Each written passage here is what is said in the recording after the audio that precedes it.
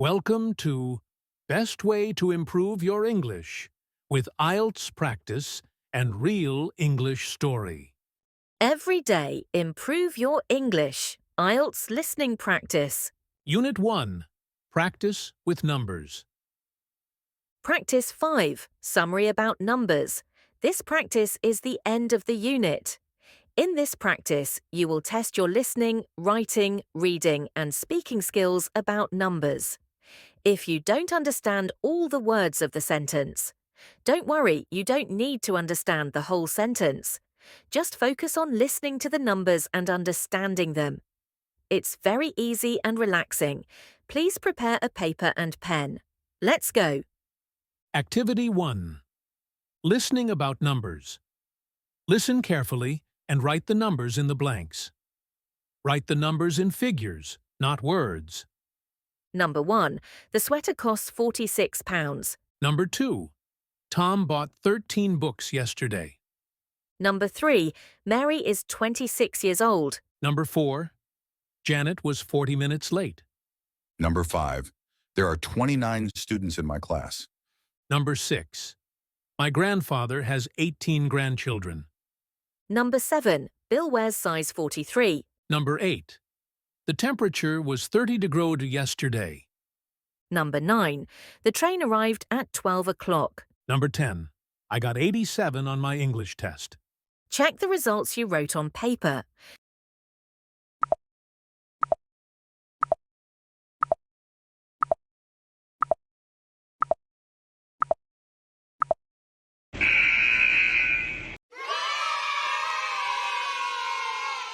Activity 2. Practice with ordinal numbers. In this test, you will practice with ordinal numbers. Distinguish the difference between ordinal numbers and counting numbers. Practice with ordinals. Some of the ordinal numbers are hard to understand in rapid speech. Certain ones are confused easily with others. This lesson is for practice with confusing pairs of ordinals. Listen to the suffix ending of each number. Listen carefully and circle the correct number. Number 1. My office is on the 6th floor. Number 2. The team from Shanghai won the first place in the tennis match. Number 3. Jim was the 27th in the last marathon race. Number 4. Mary's birthday is on the 25th of September. Number 5. Our seats are in the 23rd row. Number 6. The meeting will be on the 3rd of April. Number 7. The theater is on the 15th street. Number 8. People celebrated the 45th anniversary of the school last year. Number 9. Alaska was the 50th state in America. Number 10. The final exam is on the 26th of June. Check the results you wrote on paper.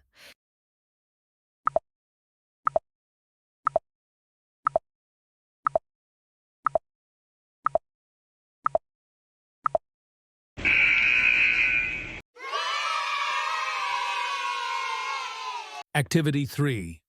Practice about money. In this test, you will listening about money. Test 1.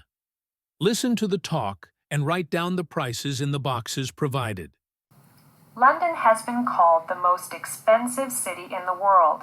Though like all other cities, if you know your way around, you can always find lower prices that people normally pay. Transport is expensive compared with other places. The minimum bus fare is 40 pence. This is only for about a kilometer's ride. If you want to go further, you have to pay more. The fares on the underground are the same. The minimum fare is 50 pence, and if you want to go more than 2 or 3 stations, it costs more.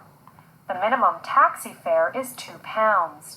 If you want to go out of London, you can take a coach. It is the easiest and most economical way to travel around London by coach. A coach fare is about £1.20. Check the results you wrote on paper.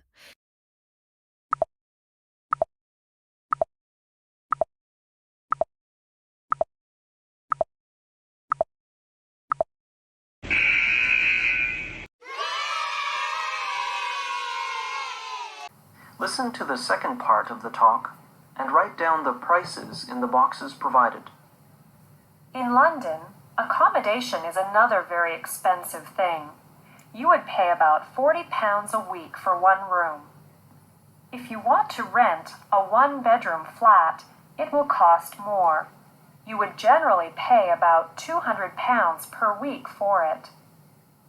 A telephone call to another London number costs 50 pence, and posting a letter costs 40 pence. A loaf of bread is 40 pence, a bottle of beer is £1.50. Very few international students will have their own washing machines, so it is likely that you will have to do your washing at a laundrette, which is a place where washing machines are provided for the general public. Here are some prices for the use of a washing machine. It's £2.50 for using a large washing machine and £1.80 for using a small one. You have to pay £1.50 for using a tumble dryer, about £2.40 for a medium-sized packet of washing powder. Check the results you wrote on paper.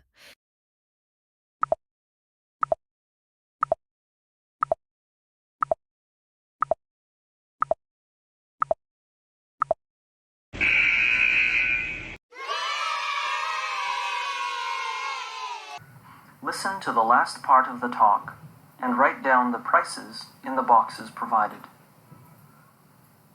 Now let's turn to clothes. It's difficult to find an average price for clothes because there is a big difference in the price range, depending on the kind of shop you buy your clothes in and what quality you buy. I just walked around some local shops, however, and these are the prices I saw. A shirt, £12, a jacket, £45, a pair of jeans cost £25, a pair of running shoes costs £35, and a warm coat £50. A light raincoat is £39. A skirt is £23, and a day dress is £49. What do you think? Is London cheaper or more expensive than your city? Check the results you wrote on paper.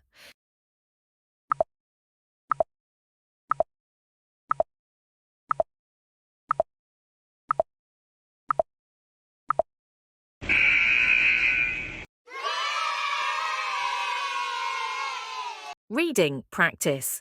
In this exercise, you read the questions and answers aloud, and then you listen to the video.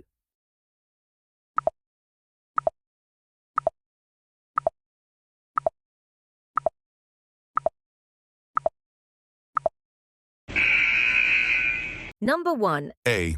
What's your phone number? B. My phone number is 056 088 3659.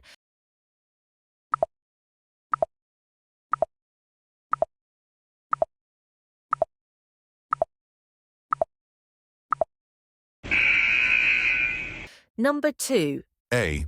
Can you tell me your address? B. Yes, it's 3836 Maple Street, apartment 4.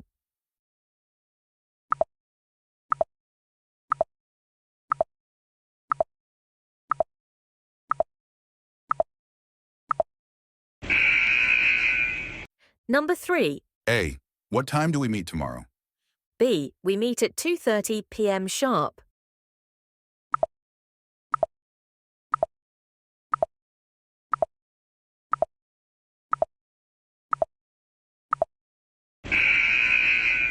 Number 4. A. How many students are in your class?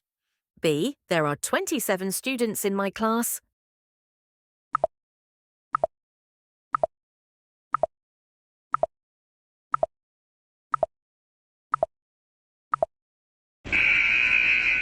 Number 5. A. Which bus route do you take to school? B. I take the number 25 bus every morning.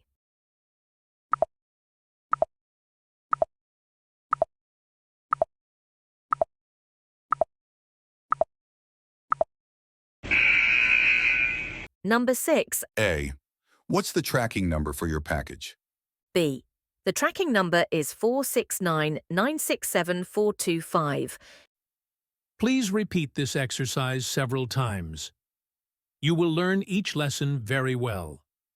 You will relax, go slowly, and learn to speak English easily and automatically. In Activity 5, you write down 5 objects that you are using. Then ask questions and answer about the cost of those objects. You have 1 minute and 30 seconds. Now, let's start.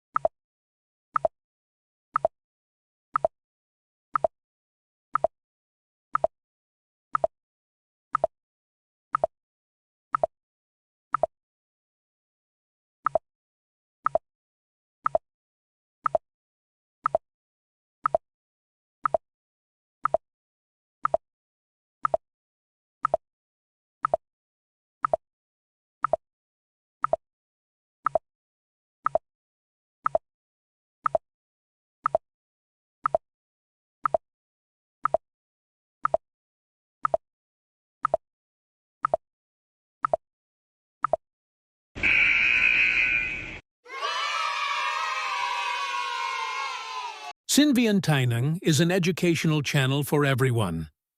Please help us register to reach 1,000 subscribers. Thank you very much for visiting the channel and watching the video. Point of view lesson. These are a way to improve grammar fluency without studying. Just listen carefully. Relax. Do not think about grammar rules. Not all lessons have POV stories. You will relax, go slowly, and learn to speak English easily and automatically. Okay, this is the point of view mini-stories for lost custody. Let's get started. First one with the phrase 20 years ago. 20 years ago, there was a student named Yuriko. She was unfit to be a student. Every day, she came to school late. Then she belittled the other students. When another student made a mistake, Yuriko yelled, "Are you stupid? Do you have a mental disability? What's wrong with you, you idiot?" One day, another student named Jinhua complained to AJ, the teacher. She said, "I'm frightened by Yuriko. I'm going to quit this class." The teacher said, "Stick it out, Jinhua. Don't worry. I will get rid of Yuriko. Then we will all be better off." The next day, AJ, the teacher, brought a gun to class. He pointed the gun at Yuriko and threatened her. He said, "Yuriko, if you come to my class again, I will kill you, and then I will take custody of your son and beat him every day. So leave now." Yuriko was frightened by AJ's threat. She started to cry. Then she ran out of the class. The other students cheered. "Yay! Yuriko's gone!" Okay, the next version begins with since January. Since January, there has been a new student in AJ's class. Her name is Yuriko. Yuriko is unfit to be a student. Every day she has come to school late. Then she has belittled the other students. When another student has made a mistake, Yuriko has always yelled, "Are you stupid? Do you have a mental disability? What's wrong with you, you idiot?" Well, one day, another student named Jinhua complained to AJ, the teacher. She said, "I'm frightened by Yuriko. I'm going to quit this class." The teacher said, "Stick it out, Jinhua. Don't worry. I'll get rid of Yuriko. Then we'll all be better off." The next day, AJ brought a gun to school. He pointed the gun at Yuriko and threatened her. He said, "Yuriko, if you come to my class again, I will kill you, and then I'll take custody of your son and beat him every day. So leave now." Yuriko was frightened by AJ's threat. She started crying, and then she ran out of the class. The other students cheered, "Yay!" Okay, you'll notice that in the beginning there, I used the she has come to school, she has belittled the other students, because those are things she did every day, starting in January up until now. But I said Yuriko is unfit to be a student.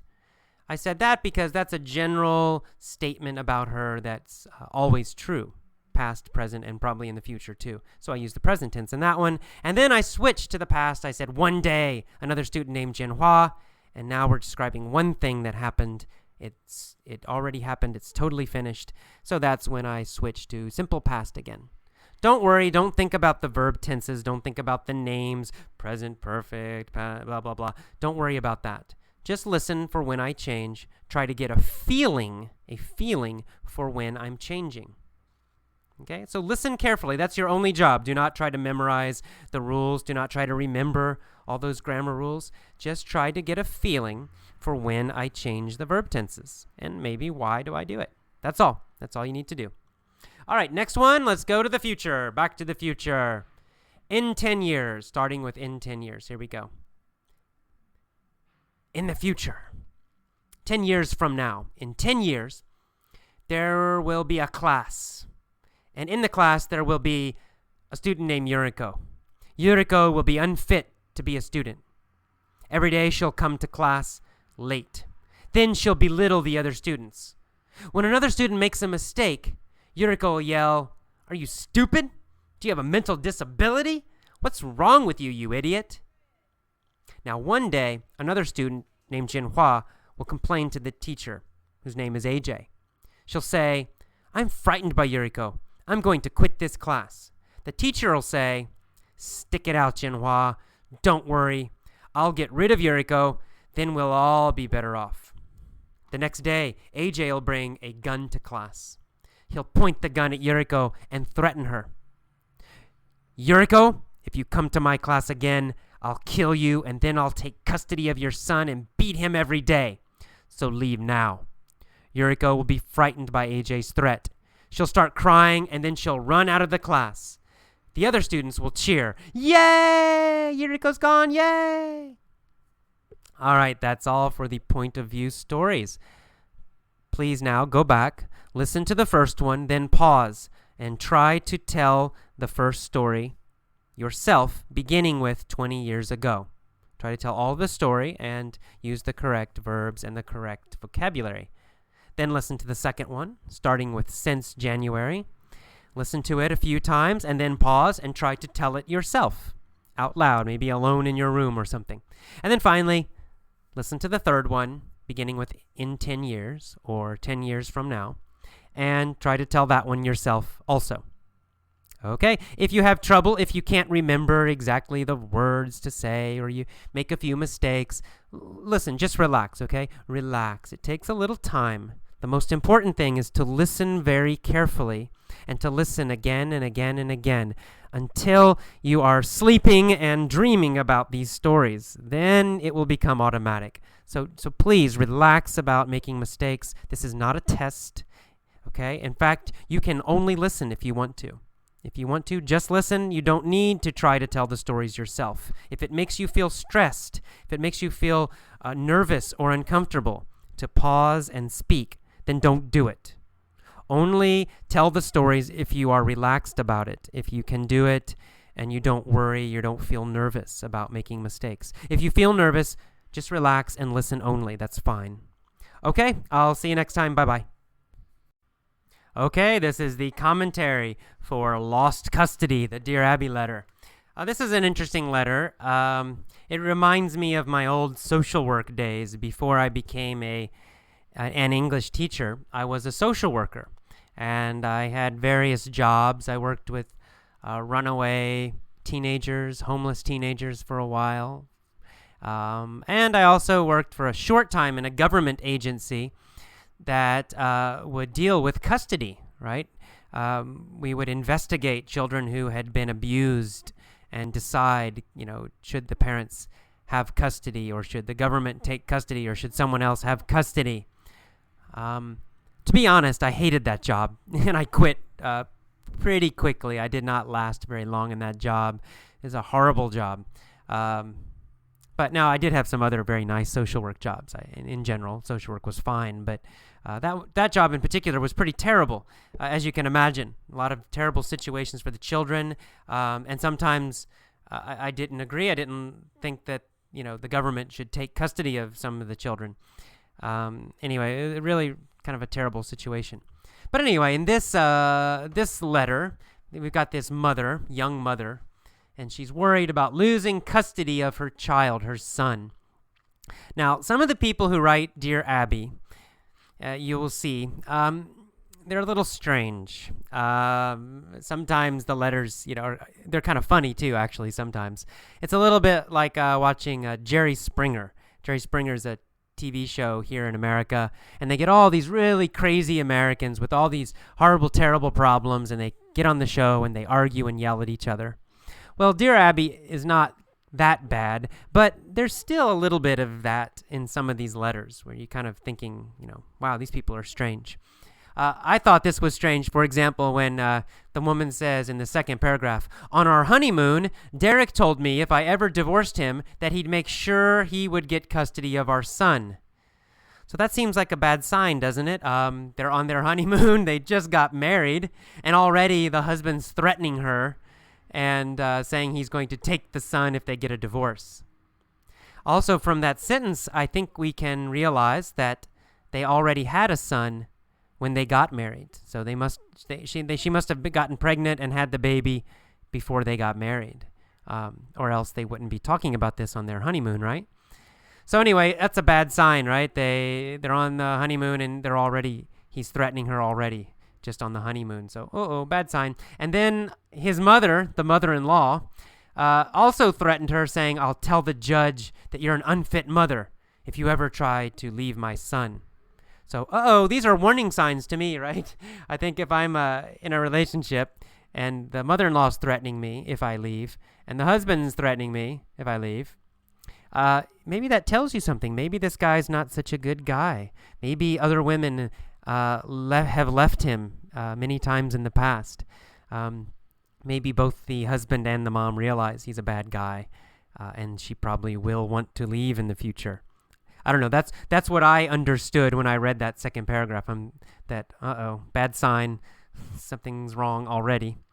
And then, of course, we see that obviously there is something wrong, that the husband belittles her all the time.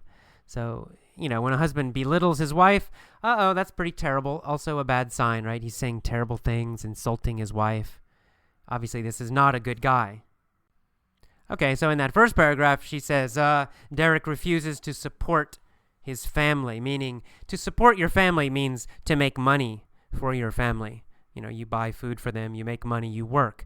We call all of that together supporting your family. So he doesn't have a job, not for a year, and he won't support his family. Okay, so strike 1, 2, 3. Now, when we say, that's a little bit of slang, you probably know, but when we say strike 1, strike 2, strike 3, that comes from baseball.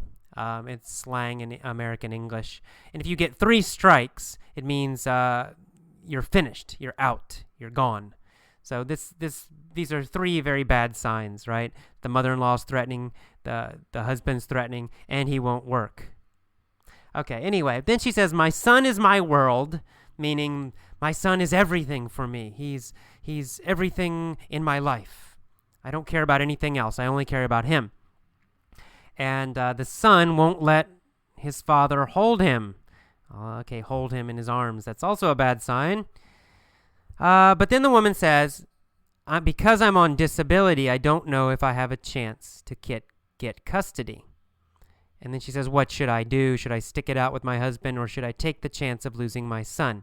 Okay, now as a social worker, I've worked in this kind of situation in this field before. So this situation, we never know, right? With Dear Abby, we don't know the whole truth. Only one person's writing, and they don't include all the information we need to give good advice. Now, Abby doesn't care. She gives advice anyway. But, most of us would want to know more. For example, she's on disability. What does that mean? Well, because I've worked in social work, I know that disability might be something very serious, but I also know it could be something that's not serious. In the United States, some people can get disability if they have a mental problem. For example, they're very depressed. They're medically depressed. They're always depressed. Well, sometimes they get a lawyer and they can get disability. They can get money from the government because of that. Sometimes people who are alcoholics or drug addicts can get disability. They can get money from the government because they are alcoholics or drug addicts and they have a hard time working. So, obviously, these are not such serious physical problems. So this woman, we don't know. We have no idea. She might be in a wheelchair and can't walk, or she might be a former alcoholic. We really don't know what the disability is. And of course, it would be a big important point to know if she has disability because she has a mental problem that's very serious. Maybe she's not a fit mother. Maybe she would be an unfit mother. However, if she has some just physical problem, obviously it's no problem at all. She could easily get her son. So it's hard to know what to tell this woman, right? I would say in normal situations in the United States, the mother has an advantage with custody. When they go to court, if everything is generally equal, the mother has a better chance to keep custody of the child. Now, is this fair? I don't know. We talked about this in my class in San Francisco. Some people said, well, that's not fair. And I don't know, is it fair or not? But it's true. And I don't know, I guess this has historical reasons. People just have this idea that, well, mothers take care of children. They're better at taking care of children than fathers. Of course, that's not always true. But that is an idea that's in the United States and that is in the legal system, even in the courts, so that a mother often has an advantage against a father if they get a divorce and both want custody. The mother typically has an advantage. Now, many other things are important also. Their income, what kind of person they are, that kind of thing. So it's complicated. But anyway, since this guy sounds quite bad, he hasn't worked for a year, he obviously has some problems, probably this mother would get custody unless she has a serious, mental problem. My guess is that if she went to court, she would get custody of the child. But anyway, but it's hard to know. We don't know the details. Well, okay, so, and then I guess I'll talk now a little bit about my social work background in general. When I worked in this field of custody, I worked for a place called the Department of Family and Children Services in Georgia, which Georgia is a state in the United States. Georgia's in the southeast, next to Florida. Atlanta is the big city in Georgia. And I got this job because I was desperate for money, to be honest. I had decided, in fact, to live in my car for a while. Now, I did this by choice. No one forced me to do it. And I could get a job if I wanted to, but I just decided I wanted to live very, very simply. So I lived in my van for a while, and I gave away all my stuff, all my possessions I gave away, except for just a few clothes and things. And I wanted to see if I could live very, very simply without much money. However, at some point, I had no money at all. And I decided, I better get a job. I better work a little bit, make some money. And I had a social work degree. I had a master's in social work. This was before I got a master's in teaching English. So it was very easy for me to get a job in social work. And especially the government agencies always need people. So I went and I got a job at the Department of Family and Children Services. And the pay was, great since I was living so simply. The money was nice. I needed the money. However, I quickly realized it was a very terrible organization.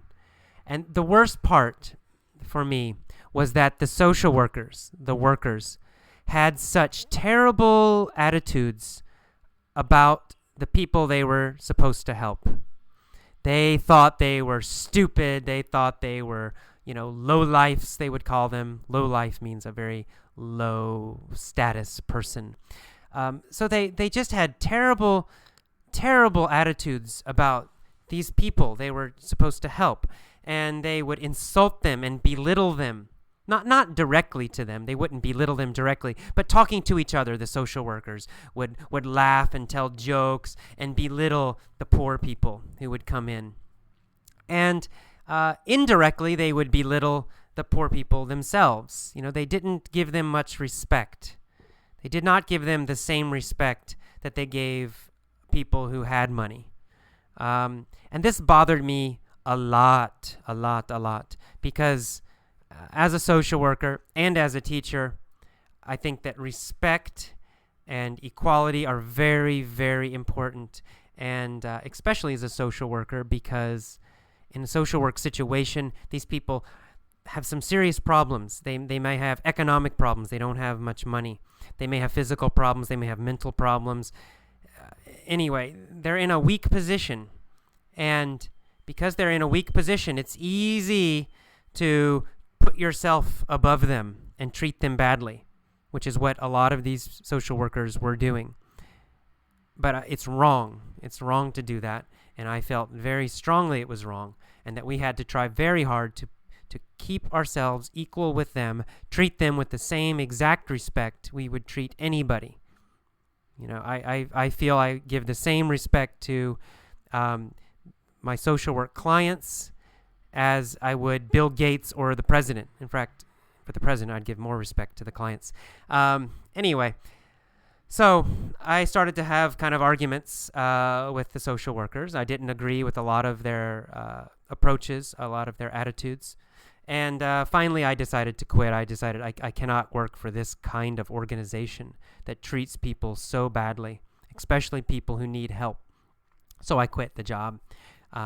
Eventually I left social work. And this is mostly the reason when I tell people I was a social worker, I worked in the emergency room, or I worked with homeless people. Everybody thinks, and I say, I quit. It was too stressful. And everybody always thinks, you quit because those people are terrible. You quit because it's hard to work with those people. But that's not true. That's not why I quit. I quit because I couldn't work with the other social workers. It was not the clients that I had problems with. Yes, the clients could be difficult, but I understood them. I understood they were having some serious life problems. And I felt respect for them because they were having such trouble and still surviving. I know that I could not survive some of those situations myself. I'm not that strong. So I had respect for my clients, even the very difficult ones. But what I could not respect were the other social workers who were so mean, so superior, so arrogant.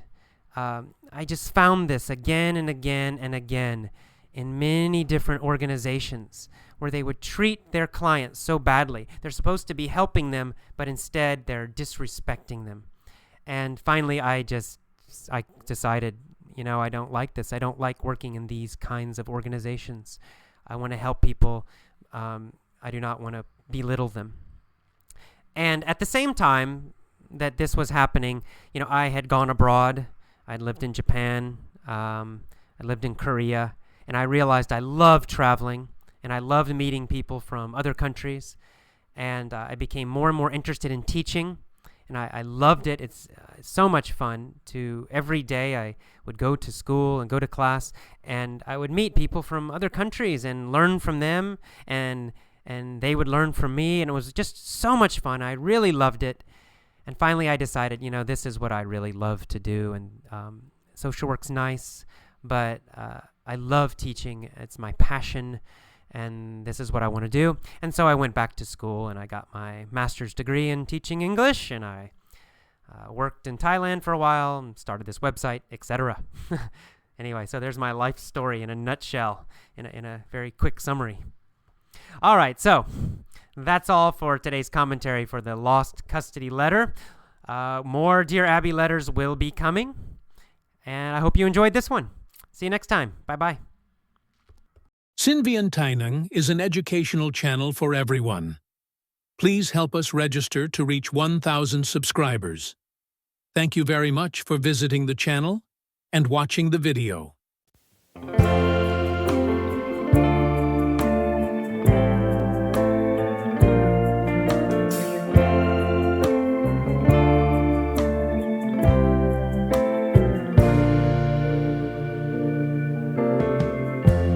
Lighten up, take me on your magic river. Tell me all your dreams align. Sign me up and tell me about the people that you know who are trying to feel alive.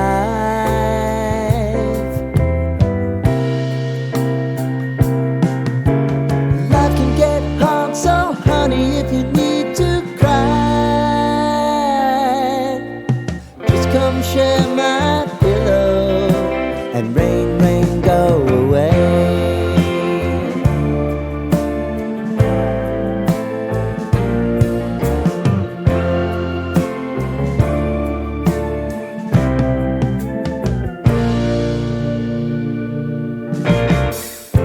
I wanna hear about everything